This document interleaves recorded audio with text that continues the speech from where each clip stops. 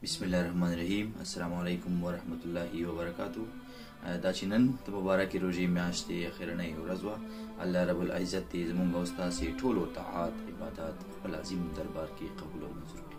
په معمول ډول د اختر مخکې سمدلاسه د اختر د مبارکۍ ورځ جوړ دی. دا لویه نښه او ثبوت دی چې موږ د دې درې افغانان څومره د جنګ نفرت او غمونو ستړي پوهېږو چې په هېواد مو سختې ورځې شپې دي. په داسې سختو حالاتو کې موږ او تاسې ټول باید خوشحالیو ته هسې وړې بهانې جوړې کړو او بیا په تېره چې اختر راشي نو حق مو جوړېږي.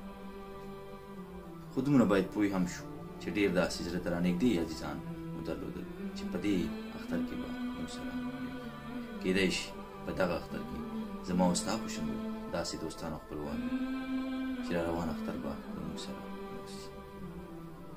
نو په همدې ملحوظ د قدر وړ مشرانو راځئ یو بل ته مینه ورکړو، یو بل ته عفو وکړو تر څو د را روان ژوند داسې مثبت کړو چې یاد مو یادگار او تلپاتې اختر مو مبارک شه. دوستان گرانقدر، فرا رسیدن عید سعید فطر را و تمام شما دوستان نهایت عزیز، همکاران و هموطنان عزیز در وطن و یا سراسر جهان تبریک و تهنیت عرض می‌دارم. امیدوار هستم بر لطف الله متعال عید خوش را در کنار عزیزانتان سپری نمایید. تشکر. عید مبارک everyone. Stay safe.